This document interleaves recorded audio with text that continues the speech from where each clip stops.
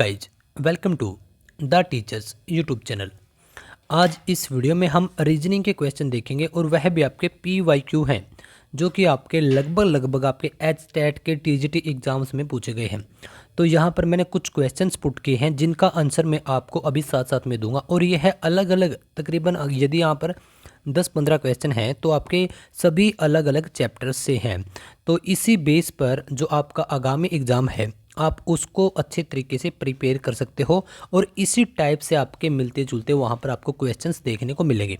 साथ साथ मैं आपको यहाँ पर कुछ ना कुछ मेथड्स भी ज़रूर बताता रहूँगा। तो चलिए फर्स्ट क्वेश्चन को देखते हैं। एक श्रृंखला दी गई है ये वाली और इसमें पूछा है कि इनमें जो आपके 4 ऑप्शंस हैं कि इनमें से गलत कौन सी संख्या है, इनमें कोई गलत संख्या दी गई है।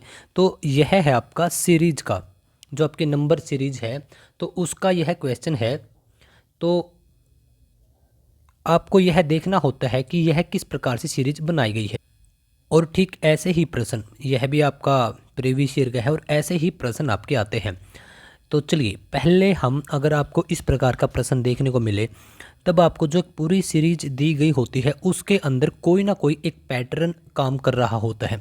उस पैटर्न को आपने डिफाइन करना है, ढूंढना है, डिस्कवर करना है।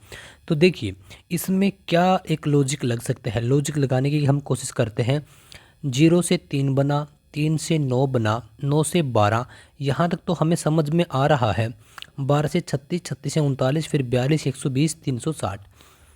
अगर आपके सामने ऐसा करके कुछ दे दिया जाए तो इसका मतलब यही है कि अगर बहुत छोटे अंक से चला है तो गुना तो कहीं ना कहीं, मल्टीप्लाई तो आपका कहीं ना कहीं होगा।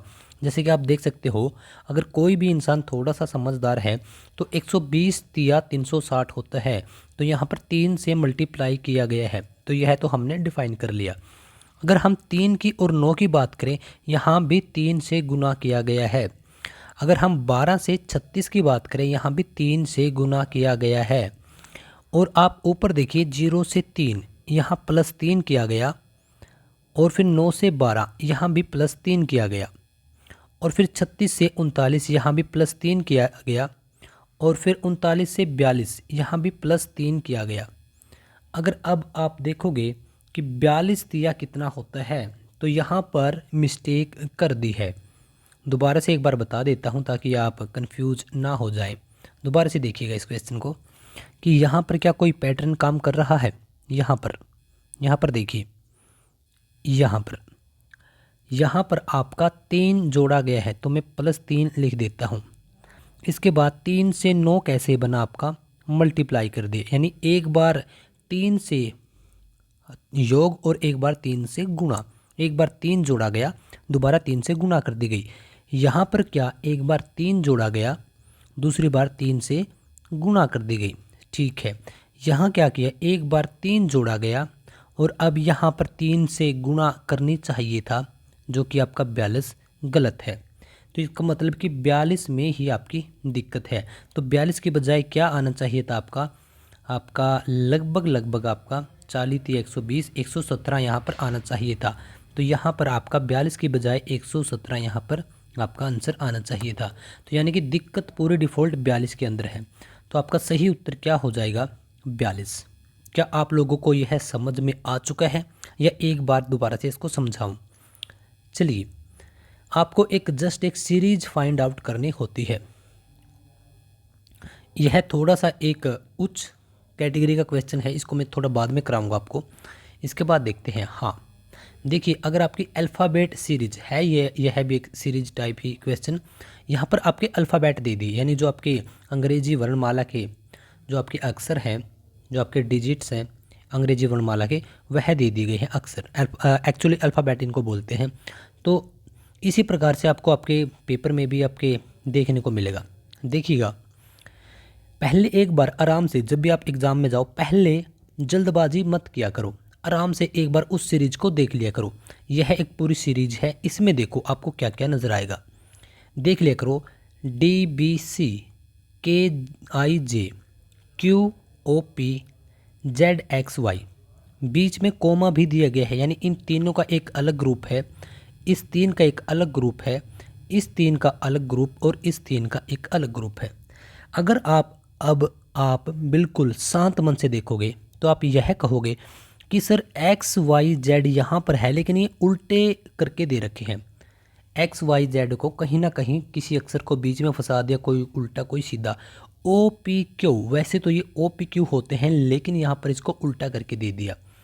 आई जे के, यहाँ पर 3 अल्फ़ाबेट को उल्टा सीधा करके दे दिया। बी सी डी यहाँ पर भी उल्टा करके दे दिया। अब आप देखिए बी सी, इसके बाद डी बाद में, आई जे इसके बाद के बाद में, ओ पी इसके बाद क्यू बाद में, एक्स वाई इसके बाद जेड बाद में। तो हमें समझ में आया कि जो लास्ट वाले 2 अल्फ़ाबेट होंगे वो इकट्ठे होंगे और जो हमारा फर्स्ट अल्फ़ाबेट होगा वो उन दोनों के बाद वाला होगा। तो हम स्टार्ट करते हैं यहाँ से। यू डब्लू नहीं, यू वी आना चाहिए था, तो यह तो हमारा ऑप्शन कट गया। एस टी आना चाहिए था, वी आया है बाद में, यह भी कट गया। टी यू आना चाहिए था, वी आ गया, ये भी कट गया। तो टी यू और V, yes, D T V T U is the right answer. क्या आप लोगों को समझ में आया? एक बार और समझा देता हूँ। सबसे पहले आपको आराम से एक सीरीज फाइंड आउट करनी है कि चल क्या रहा है। तो यहाँ पर बीच में कोमा दिए गए हैं, इन कोमाज को आप ध्यान रखिएगा। तो 3-3 के पेयर दिए गए हैं। तो अब आप यहाँ पर देखोगे बी सी, सी के बाद वाला सबसे पहले दे दिया डी। यहाँ पर आई जे, जे के बाद वाला सबसे पहले दे दिया के। यहाँ पर ओ पी, पी के बाद वाला सबसे पहले क्यू। यहाँ पर एक्स वाई इसके बाद वाला सबसे पहले। तो यहाँ पर भी जो भी डिजिट आएगा तो उसका पैटर्न भी यहाँ कुछ ऐसा ही मिलेगा जैसे इनमें दिया गया है कि पहले हमारे 2 इकट्ठे मिलेंगे लास्ट में और जो इसके बाद वाला होगा वो सबसे आगे मिलेगा। तो हमने देखा U के बाद V आता है तो यह तो गलत हो गया, ये यू वी हो सकता था। S के बाद यहाँ पर T होता फिर भी कुछ सोच सकते थे, ये भी गलत हो गया। T के बाद U होता फिर भी सोच सकते थे, ये भी गलत हो गया। T के बाद U और U के बाद V, तो यह हमारा D is the right answer. ऐसे ही प्रश्न दोस्तों आपको देखने को मिलेंगे और यकीन करो कि जो आपका एग्ज़ाम का लेवल है वह इसी के आसपास रहेगा, क्योंकि यह प्रीवियस ईयर क्वेश्चन ही है, मैंने खुद से नहीं बनाए। आप यह क्वेश्चन पेपर देख सकते हो, मैंने ऊपर इसकी डेट भी मेंशन की है, ये वाली आप खुद से निकलवा के देख सकते हो। ये वाला जो आपका पेपर है, ये वाला आपका इस तारीख का आपका पेपर है 3/12/2023 का, ये वाला TGT, ठीक है, उसमें आप देख सकते हो। अगर आप इस प्रकार के देखोगे, यह भी एक पैटर्न है जो कि आपके रीजनिंग के अंदर आता है और 101% आएगा इस पे भी मैं लिख के दे देता हूँ। बिल्कुल सेम तो नहीं मिलेगा, उसके थोड़ा सा आसपास का मिलेगा, लेकिन आपका फॉर्मूला जो आपका मेथड है वो यही मिलेगा। इन्होंने क्या लिखा है कि किसी कुट भाषा में प्रोजेक्ट को ये लिखते हैं CEOPRT और प्लेन को लिखते हैं ELNP, और तो ऑर्गेनाइज्ड को उसी भाषा में क्या लिखेंगे। तो सबसे पहले आपको अगेन वही काम करना है, आराम से सांसें लीजिए, उसके बाद कुछ फाइंड आउट करने की कोशिश कीजिए। तो जैसे कि मैं देख पा रहा हूँ प्लेन लिखा है, लेकिन प्लेन में यहाँ पर एक अक्षर ये लोग खा गए। यहाँ पर थे 5 अक्षर, 5 अल्फ़ाबेट, और यहाँ पर कितने बचे आपके? 4 ही लेटर आपके बचते हैं। तो यानी कि यहाँ पर भी फिर तो हमें चेक करना चाहिए। यहाँ पर है 1 2 3 और 4 7, इसमें है हमारे पास 7 डिजिट, और यहाँ पर कितने हैं? 1 2 3 4 5 6, तो यहाँ पर है 6 डिजिट। तो इसका मतलब यह है कि ये एक एक अक्षर गायब कर रहे हैं। तो हमारे पास कितने हैं? 3 2 5 6 7 8 9, तो यानी कि हमारा जो आंसर आएगा वो 8 डिजिट में आएगा, जो कि सभी में 8 है, ठीक है। काफ़ी बार यह भी हो जाता है कि किसी में 6 7 8 9 करके डिजिट दे दे, तो आप जो एक काट कर आएगा उसी के साथ जाओगे। अब हम इससे इस अक्षर को बनाने की कोशिश करते हैं। देखना आप इसमें क्या किया गया है, थोड़ा सा मैं आपको जूम करके दिखाता हूँ इसको। देखिए इस अक्षर से इसको बनाया गया है। बताइए, अगर आप समझदार हो तो इसके जो बीच में है क्या है? ये जे, दोबारा बना दूंगा मैं। देखिए ये वाला जे, तो ये वाला तो यहाँ पर कहीं है ही नहीं।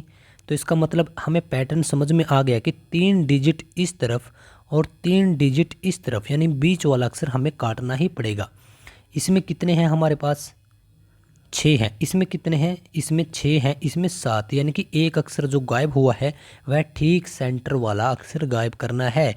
तो हमारे पास जो हमें बनाना है उसके अंदर 9 अक्षर हैं, तो उसमें से हमें एक सेंटर वाला गायब करना पड़ेगा। एक बात तो हमें यह समझ में आ गई।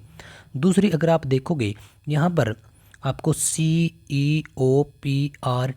यानी C तीसरा नंबर पे, E पाँचवें नंबर पे, O आपका 15वें नंबर पे, POP 16वें नंबर पे, R 18वें नंबर पे और T 20वें नंबर पे, यानी कि ये चढ़ते क्रम में है। यानी कि जिस प्रकार से अंग्रेजी वर्णमाला के अक्षर होते हैं उसी प्रकार से इनको सेट कर दिया गया है जो जो इनके पास है। तो हमें भी ठीक यही दो चीज़ें इसमें लगानी हैं। तो हमारे पास है ये वाला ऑर्गेनाइज्ड, तो इसमें है 9 अक्षर, तो 9 में से 4 इस तरफ छोड़ दीजिए और 4 इस तरफ, तो n तो हमारे आंसर में कहीं आएगा नहीं। यदि किसी भी आंसर में n दिया है तो पहले ही उसको काट देना। अब देखते हैं हमने भी ठीक उसी प्रकार से इसको सेट करना है। ORGA, या तो आप लिख लिया करो इस प्रकार से, ORGAISED, यह है हमारे पास, क्योंकि मैंने इसमें से n गायब कर दिया है। अब O आता है 15वें नंबर पर, R आता है 18वें नंबर पर, यानी O के बाद ही R आएगा। G आता है 7वें नंबर पर, A पहले नंबर पर, I 9वें नंबर पर, S 20वें नंबर पर, E 5वें नंबर पर और D चौथे नंबर पर। यानी कि हमारे पास एक तो है A जो कि पहले नंबर पर है, यह रहा। तो A सबसे पहले आएगा, फिर आएगा आपका D और E, ये वाले। फिर आपका आएगा G जो कि 7वें नंबर पर है, I 9वें नंबर पे, O और R और S। तो आपकी यह सीरीज बनेगी जो कि आपका राइट आंसर ऑप्शन डी में है। आई थिंक थोड़ा बहुत तो आपको समझ में आया ही होगा। क्या आपको समझ में आया या नहीं आया? कमेंट जरूर कर दिया करो साथ साथ में। अगर कोई भी प्रॉब्लम हो या तो इसको दोबारा देख लेना, या फिर मैं एक अलग से वीडियो बना दूंगा, उसकी भी मुझे कोई दिक्कत नहीं है। हाँ, बस यही है कि आप लोग सीख लो बस कैसे भी करके। क्योंकि एक बात बताओ, जब आपको पता है, मैं स्पेशली HTET के लोगों को बोल रहा हूँ, वैसे तो सभी एग्ज़ाम्स वाले देख सकते हैं, लेकिन अभी HTET एग्ज़ाम नज़दीक है, उसी के ऊपर मैं यह वीडियो बना रहा हूँ स्पेशली। 150 नंबर में से यार आपको 90 नंबर्स लेकर आने हैं, ठीक है। तो 10 नंबर की आपकी रीजनिंग है, और रीजनिंग इसी लेवल की आएगी जिस लेवल की मैं आप लोगों को करा रहा हूँ। तो यदि आपको कुछ भी नहीं आता, अगर जस्ट आप इस टाइप की वीडियो देख लोगे, तो मैं आपको दावे के साथ कह सकता हूँ 7 से 8 मार्क्स तो आपके, 7 से 8 नंबर तो आपके आ जाएंगे। हाँ, लेकिन थोड़ी प्रैक्टिस आपको ज़रूर करनी पड़ेगी। 7 से 8 मार्क्स आपके यहाँ से आ रहे हैं। हरियाणा जीके से आप लोगों के 10 में से इसी यूट्यूब चैनल पर अच्छी अच्छी वीडियो पड़ी है, वहाँ से आपके 7 से 8 मार्क्स तो 101% आपके आएंगे। अगर आप रेगुलर वीडियो देख रहे हो तो आपके 17 से 18 मार्क्स तो 20 में से यही बन जाते हैं। आपका जो मेन सब्जेक्ट है उसकी भी आपकी अच्छी तैयारी होगी। हाँ, CDP की हम लोग तैयारी करवा रहे हैं। तो मैं आप लोगों को यही कहूँगा, अगर आपको नहीं आता कमेंट कर दिया करो, पर्सनली मैसेज कर दिया करो, उस टाइप के आपको अलग से वीडियो भी हम लोग प्रोवाइड करवा देंगे। लेकिन आप सीख जाओ, मैं यही चाहता हूँ दिल से कि आप लोग पढ़ो बस कैसे भी करके। आई थिंक आपको यह समझ में आ गया होगा कि इसमें हमने क्या किया था। आपको एक पैटर्न ढूंढना होता है, जो बीच वाला अक्षर है उसको गायब किया है, और जो ये अक्षर हैं इनको क्रोनोलॉजिकल काल में लगा दिया गया है, यानी कि जिस प्रकार से वो अंग्रेजी वर्णमाला के अंदर होते हैं उसी प्रकार से लगा दिया गया है। हाँ, जब भी आप रीजनिंग करें तो 1 से 26 तक आपको क्या करना है, जो हमारे अल्फ़ाबेट हैं, ठीक है, उनका जो क्रोनोलॉजिकल नंबर है, जैसे कि A 1 पे आता है, B 2 पे आता है, C 3 पे आता है, D 4 पे आता है, E 5 पे आता है, ऐसे करके सभी 26 लेटर्स का, सभी 26 नंबर का आपको क्या करना है, एक चार्ट बना के आपके रूम के अंदर लगा लो। और अभी एग्ज़ाम के अंदर थोड़ा सा टाइम है, तो इस टाइम में आप उसको थोड़ा अच्छा रिवाइज कर लो, पक्का कर लो, ठीक है। चलिए अगले प्रश्न पर चलते हैं। देखिए, एक क्वेश्चन आपका लिख के दे देता हूँ मैं, 110% लिख के दे देता हूँ। 1 या 2 प्रश्न आपके ऐसे ही पूछे जाएंगे। चलिए देखिए, ए पूर्व दिशा से पश्चिम दिशा में 8 किलोमीटर चलता है। बस यहाँ तक रोक दो पहले।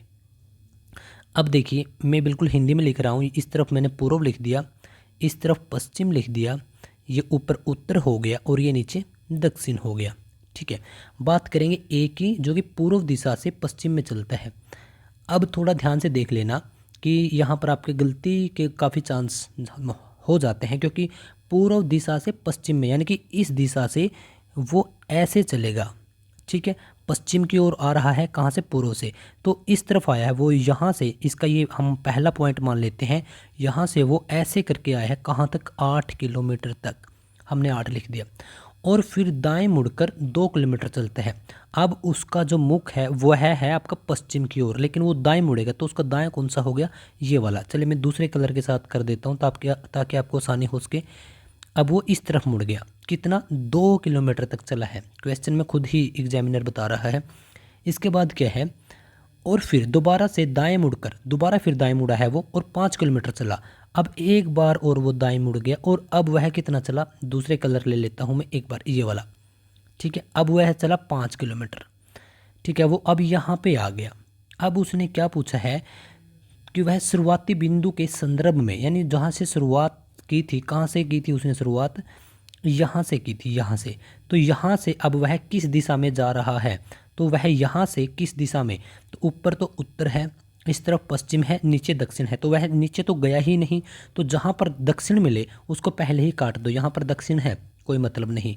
ऑप्शन डी में दक्षिण है, कोई मतलब नहीं। तो हमारे पास बचे उत्तर पूर्व और आपका उत्तर पश्चिम। तो अब वह किस बिंदु, अब वह किस दिशा में जा रहा है, अब आपको यह बताना है।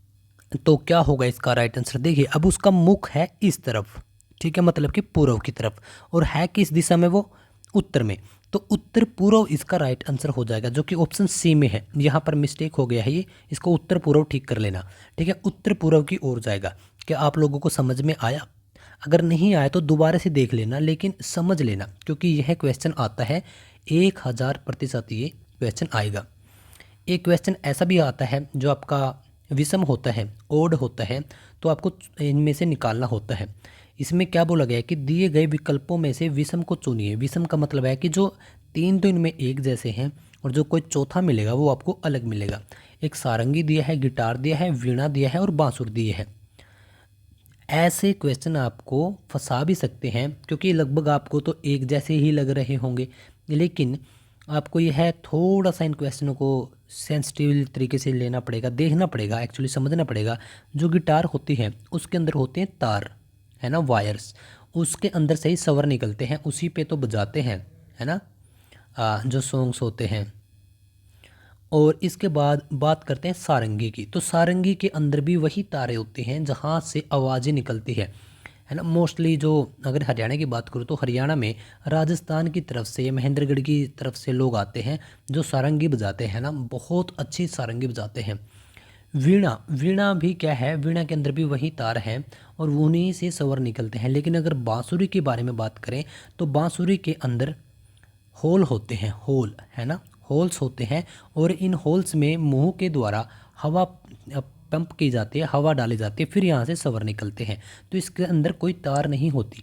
तो आपका राइट आंसर क्या हो जाएगा? Option D. ऑप्शन डी में क्या है? बांसुरी, ठीक है। क्या आप समझ गए? देखिए, एक और मैं आपको एग्जाम्पल यहाँ पर देता हूँ। अब आपको मुझे बताना है। मैंने यहाँ पर लिख दिया 9, ऑप्शन बी में लिख दिया, सी में लिख दिया 16, एक में लिख दिया मैंने 2, और एक में लिख दिया मैंने 25। अब बताइए कैसे इसका राइट आंसर क्या रहेगा? ओ माय गॉड, भाग ही गए। चलिए दोबारा से लिख देते हैं, 16, 25, 9 और 2, यही थे, है ना। अब बताइए आप मुझे। अरे यार, क्या हो रहा है बाबूजी? चलिए दोबारा से देख लीजिए। अब बताइए आप मुझे इसका राइट आंसर क्या रहेगा।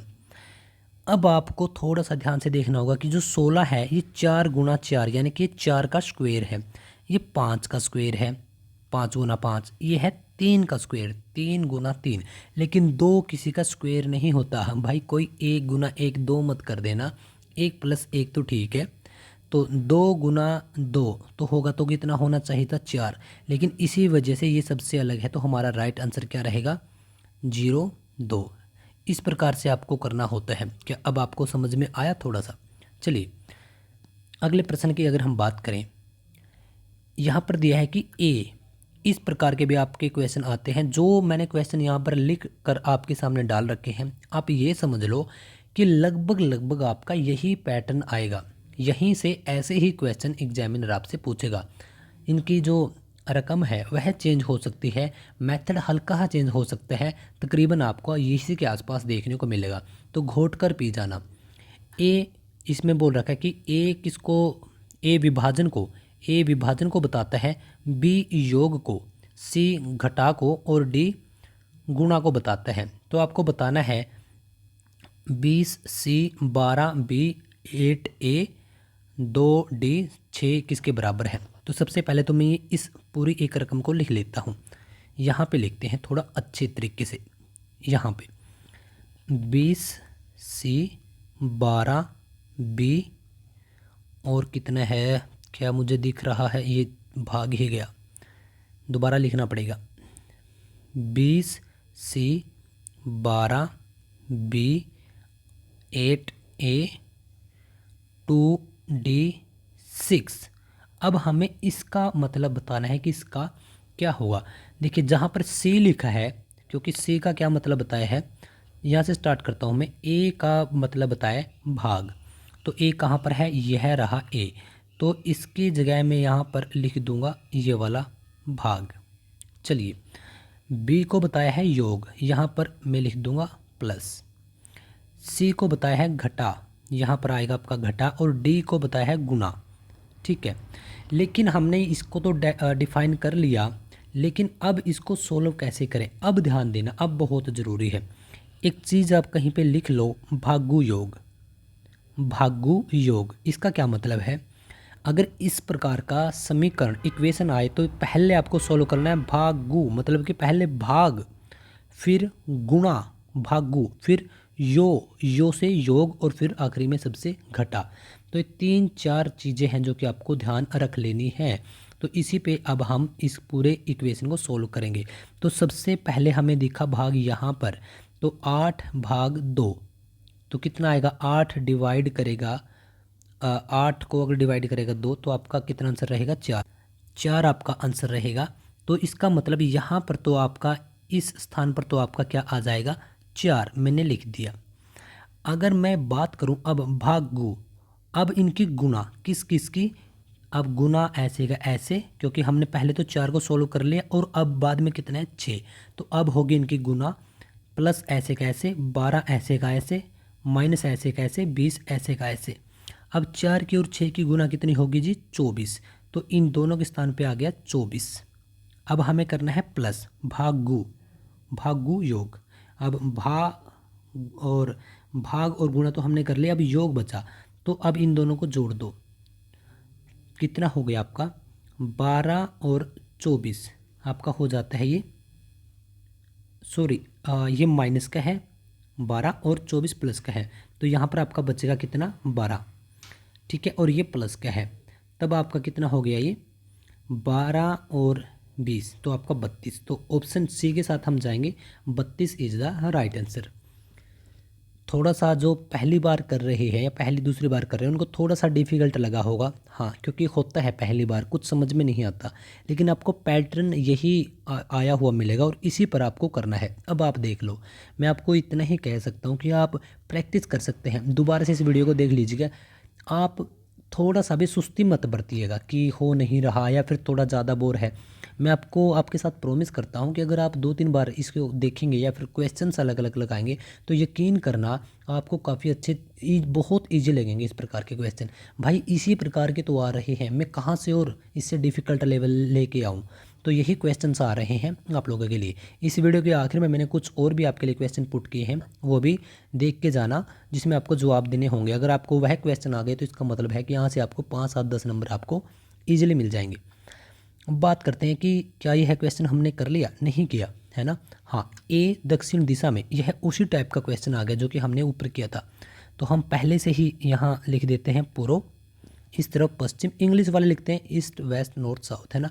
पूर्व पश्चिम उत्तर और दक्षिण हमने लिख दिया, ठीक है साहब। अब ए दक्षिण दिशा में 8 किलोमीटर जाकर, बस यहाँ कहाँ से स्टार्ट करोगे आप, यहाँ से कर लो, बीच वाले बिंदु से स्टार्ट कर लो। कलर एक बार चेंज कर लेता हूँ, यहाँ से स्टार्टिंग में गया है वो 8 किलोमीटर दक्षिण, दक्षिण पूर्व पश्चिम उत्तर दक्षिण, ये नीचे आ गया 8 किलोमीटर। अब वह दाहिने तरफ मुड़कर 6 किलोमीटर चलता है। अब उसका दाहिना कौन सा हो गया, क्योंकि वो ऊपर से नीचे आया तो अब उसका दाहिना यही तो हो गया। 6 किलोमीटर वह इस तरफ चला और अब क्या हुआ, 6 किलोमीटर चलता है ठीक है, ओके। और अब उसने और पुनः उत्तर पूर्व दिशा में, उत्तर पूर्व, देखिए उत्तर पूर्व कौन सी दिशा है उसकी, और पुनः उत्तर पूर्व दिशा में मुड़कर 10 किलोमीटर चलता है। देखिए उसकी उत्तर हो गई ये और पूर्व होगी ये, तो इस दिशा में चलेगा वो, 10 किलोमीटर चलेगा वो। तो दोबारा से वो तो यहीं पर आ गया 10 किलोमीटर, है ना। तो ए प्रारंभिक बिंदु से कितनी दूरी पर है, तो ए प्रारंभिक बिंदु से पहले यहीं से चला, यहीं आ गया, तो इसका मतलब 0 किलोमीटर चला है वो। तो हम ऑप्शन ए के साथ जाएंगे, 0 किलोमीटर। क्या समझ में आया? नहीं आया होगा, दोबारा बता देता हूँ। देखिए पहले तो आप बिंदु को लिख लीजिएगा, चलिए मैं लिख देता हूँ। ईस्ट, वेस्ट, नॉर्थ, साउथ, यानी कि पूर्व, पश्चिम, उत्तर, दक्षिण। अगर कोई इंसान इस सेंटर से 8 किलोमीटर नीचे आया है और 6 किलोमीटर इस तरफ चला, तो अब वह बोल रहा है कि अब वह उत्तर पूर्व की ओर 10 किलोमीटर जाएगा। देखिए यह 4 दिशाएं हैं, लेकिन 4 में से 8 बन जाती हैं। अगर वह बात करता सिर्फ पूर्व की, तब हम क्या करते, तब हम अगर वह सिर्फ बात करता उत्तर की तो हम ऊपर की तरफ जाते। अगर वह बात करता पूर्व की तो हम घूम कर उसी तरफ जाते। लेकिन इसने बात कर दी उत्तर की, मतलब इस तरफ भी जाना है और इस तरफ भी जाना है, तो वह ठीक बीचों बीच तो जाएगा, उत्तर पूर्व, है ना। अगर वह बात करता उत्तर पश्चिम की, तो हम पश्चिम इस तरफ, उत्तर इस तरफ, तो उसके ठीक बीचों बीच जाते। क्या थोड़ा सा क्लियर हुआ? तो इस प्रकार से हम कहाँ पर चले, बीचों बीच चले। और अब आप ये बोलोगे कि सर आपने उसी पॉइंट पे क्यों जाकर रोका जहाँ से आपने शुरू किया था, 10 किलोमीटर आगे भी हो सकता है, पीछे भी हो सकता है। देखिए इसका जवाब यही है कि जो 8 का स्क्वायर है वह होगा 64, 6 का स्क्वायर होगा 36। अगर आप इन दोनों को जोड़ देंगे, कितना आया, 64 और 36, 100। तो 10 का स्क्वायर भी तो वही होता है, 100। अरे सर आपने कैसे निकाल दिया, समझ में नहीं आया, सर के ऊपर से गया। देखिए यह एक आपका त्रिभुज बन गया, ट्राइंगल। इसमें क्या होता है, यह जो जहाँ पर मैंने 10 लिखा है, एक मैं आपको एग्जांपल दे देता हूँ। ए बी सी हमारे त्रिभुज है, जिसके अंदर ए सी 10 है, ए सी, और यह है आपकी 6 और यह है आपकी 8। अब देखिए इसको हम ए सी को बोलेंगे कर्ण, हिंदी में कर्ण बोलते हैं। कर्ण का स्क्वायर बराबर है आधार, आधार का स्क्वायर जो कि आपकी 6 है, प्लस आपका लंब का स्क्वायर, लंब आपका कितना है, ए बी, यानी कि आपका 8। तो अब वही सेम हो गया, अगर आप यहाँ पर इस वैल्यू को रखोगे तब कितना हो गया, 100। यहाँ पर आधार आपका 6 है तो 36, और ये कितना है आपका 8, तो आपका 64। तो कितना हो गया, वही हो गया, 0 किलोमीटर ही चला होगा। पहली दूसरी बार थोड़ा सा आपको अलग लग सकता, लेकिन कोई प्रॉब्लम नहीं अगर आप 2-3 बार इन क्वेश्चंस को देखोगे। आई थिंक ये हमारा, हाँ, आज की इस वीडियो का हमारा लास्ट क्वेश्चन है। इसके बाद मैं आपको 1-2 क्वेश्चन दूंगा, और यकीन करना आपके 30-40 मिनट बेकार नहीं जाएंगे। यहाँ से आपके क्वेश्चन 1000% फंसेंगे। एक आपका कंसेप्ट ये है रिलेशन वाला। कैसे कि एक परिवार दिया गया है जिसमें ए एक्स का पिता है। देखिए ए किसका पिता है, ए हमने ऊपर लिख दिया, किसका पिता है, एक्स का। देखिए पिता के बारे में बात की गई कि ए पिता है, ठीक है, पिता तो मेल ही हो सकता है, तो इसका मतलब हमने यहाँ पे प्लस लगा दिया। लेकिन एक्स के बारे में कोई बात नहीं की गई कि एक्स मेल है या फीमेल है। आगे बात की गई कि बी वाई की माता है, तो हमें बी कहाँ से लगाएं, इसको अभी फ़िलहाल छोड़ दो। और एक्स व जेड की बहन है, कौन, बी। बी के बारे में बात की गई कि बी वाई की तो माता है, लेकिन एक्स व जेड की बहन है। तो यानी कि एक्स का हमें नहीं पता कि एक्स मेल है फीमेल है, जेड का हमें नहीं पता मेल है फीमेल है, लेकिन बी का हमें पता चल गया कि बी बहन है किसकी, एक्स की और जेड की, इतना हमें पता चल गया। ठीक है, तो ये हमने इस प्रकार से थोड़ा स्ट्रक्चर बना लिया। तो लिख रखा है कि इनमें से कौन सा कथन निश्चित रूप से सही नहीं है। तो बी वाई की माता है, तो बी हमने देख लिया कि माता है किसकी, वाई की, हमने वाई नीचे लिख दिया। लेकिन वाई का भी नहीं पता क्या लड़का है लड़की है। तो हमारे पास जस्ट अब तक सिर्फ 2 ही लोग ऐसे हैं जिनके बारे में हम कह सकते हैं कि ये जो इनके जेंडर के बारे में हम बता सकते हैं। ना हमें एक्स का पता, ना हमें जेड का पता, ना हमें वाई का पता। तो इसमें पूछा है कि इनमें से कौन सा कथन सही नहीं है। तो पहले बोला गया कि बी ए की पत्नी नहीं है, तो बी ए की पत्नी नहीं है, बिल्कुल नहीं है। क्यों? क्योंकि ए का लड़का या लड़की कौन होगा, एक्स। ठीक है, तो अगर एक्स की बहन है बी तो ए की वाइफ कैसे हो सकती है, मतलब कि ए की पुत्री है ये, कौन, बी। तो यहाँ पर बोला है कि ए बी ए की पुत्री की पत्नी नहीं है, तो इसका मतलब सही है, ये पत्नी तो नहीं है। दूसरे में बोला गया है कि बी की एक पुत्री है, बी ये रही आपकी, और इसकी एक पुत्री है, कौन, वाई, वाई। यह भी गलत, यह सही है या गलत है। चलिए इसके बारे में अभी हम कुछ नहीं कह सकते क्योंकि यहाँ पर ना प्लस है ना माइनस है। अगर हम आगे देखें, एक बार रुकिएगा, यहाँ पर मैंने एक चीज़ नोटिस की, थोड़ी सी हमने स्टेटमेंट को सही से ना नहीं पढ़ा शायद, क्योंकि मैंने एक थोड़ा सा गलत स्ट्रक्चर डिजाइन कर दिया, लेकिन आपका प्रश्न सही है। दोबारा डिजाइन करता हूँ मैं। देखिए ए एक्स का पिता है, ए हमने ऊपर लिखा दोबारा से, ये एक्स का पिता है, ठीक है। तो ए का तो हमें पता है कि ये मेल है तो इस वजह से प्लस लिख दिया। बी वाई की माता है, तो अभी हमें बी का नहीं पता और ना ही वाई का पता, ठीक है। एक्स जेड की बहन और एक्स व जेड की बहन वाई है, तो यहाँ पे हमने पिछली बार थोड़ा सा गलत कर दिया था। एक्स जेड की बहन, एक्स देखिए एक्स जेड की बहन है वाई, तो हमें अब वाई का पता लग गया कि वाई एक लेडीज़ है, एक लड़की है जो कि एक्स और जेड की बहन है। ना ही हमें एक्स का पता कि मेल है फीमेल है, ना ही जेड का। अब इसको पढ़िए कि बी वाई की माता है, तो बी तो ऊपर ही आएगा और ये माता है तो यानी कि माइनस लगेगा। तो क्या अब आपको थोड़ा सा समझ में आया। देखिए हस्बैंड वाइफ के बीच में हमेशा आप 2 लाइनें लगाया कीजिए, क्योंकि इससे समझ में आ जाता है कि वो हस्बैंड और वाइफ है, ठीक है। क्योंकि ये इसकी माता है तो इसका मतलब ये इनके बच्चे हैं। तो पूछा है कि इनमें से कौन सा सही नहीं है, तो बी ए की पत्नी नहीं है यहाँ पर, लेकिन बी तो ए की पत्नी है, तो इस वजह से ये तो गलत हो गया, सही नहीं है, यह पूछा गया है। बी की एक पुत्री है, तो बी की एक पुत्री है, बिल्कुल है, तो इस वजह से यह भी गलत हो गया, क्योंकि बी की एक पुत्री है, क्योंकि माइनस है यहाँ पर तो पुत्री है। एक्स ए का पुत्र है, एक्स ए का पुत्र है, ठीक है। तो ये हम कैसे कह सकते हैं कि एक्स ए का पुत्र है या नहीं है, क्योंकि ये वाला यहाँ पर ना तो प्लस है ना ही माइनस है, तो अभी तक तो हमारे अकॉर्डिंग यह सही नहीं है, ठीक है। तो अब तक तो हमारा ये आंसर है, लेकिन इसके बाद देखते हैं वाई जेड की बहन है। वाई कहा गया है किसकी, जेड की, ना कि जेड वाई की। तो यह छोटी छोटी मिस्टेक्स हैं जो कि पिछली बार मैं खुद यह थोड़ी सी गलती कर बैठा और मैंने रिलेशन ही गलत बना दी। आपसे भी हो सकता है कि कुछ ऐसा ही हो जाए। सो क्वेश्चन को ध्यान से पढ़ना है, और आज की इस 30-40 मिनट की वीडियो को आपको यकीन कीजिए कि बहुत फ़ायदा मिलेगा, बहुत बहुत फ़ायदा मिलेगा। सो गाइज द टीचर्स पर आप यह वीडियो देख रहे हो, और रीजनिंग की इस एक पूरे लेक्चर को अगर आप काफ़ी अच्छे तरीके से प्यार करते हैं तो इसका second part, third part, fourth part आपको एग्ज़ाम से पहले काफ़ी पार्ट्स करवा दूंगा। लेकिन अगर इसके ऊपर काफ़ी व्यूज़ नहीं आते तो मैं किसी और सब्जेक्ट के ऊपर काम करूंगा। मुझे लगेगा कि आपका यह सब्जेक्ट पहले से ही स्ट्रॉन्ग है तो आपको इसकी ज़रूरत नहीं है। तो अब टोटली आपके ऊपर डिपेंड है, क्योंकि मैंने तो आप लोगों के लिए ही काम करना है। मैं इस सब्जेक्ट पे नहीं तो किसी और पे कर दूंगा। तो बताइएगा कि आपको वीडियोज़ कैसी लगी। और सबसे पहले मैं आपको यही कहना चाहूँगा कि हो सकता है कि बहुत सारे लोगों के लिए यह फर्स्ट क्लास हो, सेकंड हो, थर्ड हो, आपको बहुत कम समझ में आया हो, तो मैं आपको यही कहूँगा कि आप दोबारा से इस क्लास को 1-2 बार देख लीजिएगा। पीडीएफ टेलीग्राम ग्रुप से उठा लीजिएगा, क्वेश्चंस खुद ब खुद हल करने की कोशिश कीजिएगा। फिर देखिए, हाँ आपका लेवल यही रहेगा, इससे थोड़ा सा अप थोड़ा सा डाउन जा सकता है, लेकिन रीजनिंग का कोई ज़्यादा फर्क आपको इसके ऊपर नहीं पड़ेगा। क्वेश्चंस आपके लगभग लगभग ऐसे ही आएंगे। तो 10 नंबर आपके हाथ में है, आप 10 में से 10 यहाँ पर पक्के कर सकते हो, ठीक है।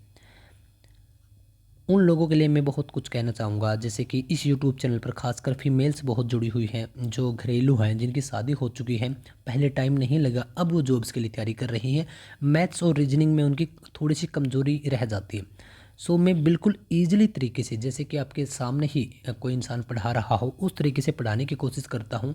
फिर भी छोटी मिस्टेक हो जाती है, कोई गलती हो जाती है, आपको समझ में नहीं आता, सो पूछ लिया करो। आप कहाँ पे पूछोगे, टेलीग्राम के अंदर, जो टेलीग्राम चैनल्स हैं उसके अंदर हमने स्पेशल अलग से हमारे कॉन्टैक्ट्स प्रोवाइड करवा रखे हैं। डायरेक्टली मैसेज में पूछ लिया करो अगर आपका कोई भी डाउट्स रहते हैं तो, चाहे इसमें कोई भी हो। इंस्टाग्राम पर आप पूछ सकते हो, आप बहुत बार कैंडिडेट पूछते हैं कि सर वो पीडीएफ चाहिए, ये वाले नोट्स चाहिए। तो भाई सब कुछ अवेलेबल है, जो नहीं मिलता पूछ लिया करो, आप लोगों के लिए ही काम कर रहे हैं, ठीक है। और आखिर में चलिए इस वीडियो को समाप्त करने से पहले आप लोगों के साथ यही बात शेयर करना चाहूँगा कि लाइफ के अंदर हर एक दिन एक जैसा नहीं होता। सबको अपॉर्चुनिटी नहीं मिलती कि वो पढ़ सके, सबको यह नहीं अवसर मिलता कि वो घर से बाहर जाकर कोचिंग में पढ़ सके। किसी के साथ कोई समस्या है, किसी के साथ कोई समस्या है। जितना आपको मिला है, जो भी मिला है, सबसे पहले उसकी कदर कीजिए। उसके बाद उसका ग्रेटिट्यूड कीजिए कि हे भगवान, आपने मुझे इतना दिया है, मैं आपका शुक्रगुजार हूँ या आपकी शुक्रगुजार हूँ। मैं अब आगे से या अब से बिल्कुल अच्छे तरीके से मेहनत करूँगा और आपके लिए यह सब चीज़ें करूँगा, और अपनी फैमिली के लिए, अपने बच्चों के लिए, अपने हस्बैंड वाइफ के लिए यह सब कुछ पूरा जी जान लगा दूँगी या जी जान लगा दूँगा। वही बोलते हैं, या तो जान लगा दो या फिर जाने दो। उससे बेटर है कि कोई और काम कर लो, बीच में कभी मत अटकना। यह तो फ़िलहाल फर्स्ट स्टेज है कि आप लोगों का कोई एग्ज़ाम निकले, उसके बाद आपके सामने और भी समस्याएं आएंगी, तब कैसे आप हैंडल करोगे। इंडिपेंडेंट बनिए, लगे रहिए, मेहनत करते रहिए। रोने से, दिल तोड़ने से ऐसे कुछ नहीं होता। समस्याएं सबके साथ हैं, हर एक इंसान के साथ है। तो पढ़ते रहिए, जो भी चीज़ आपको ना मिले तो आप पूछ सकते हैं, बेझिझक पूछ लिया करो। वीडियो कैसी लगी, कंटेंट कैसा लगा, लाइक कर देना, कमेंट कर देना, बता देना। वीडियो को अगर हो सके तो थोड़ा सा फैला भी देना कि ताकि किसी और का भी थोड़ा सा भला हो सके। तो चलिए फिर मिलते हैं अगली वीडियो में।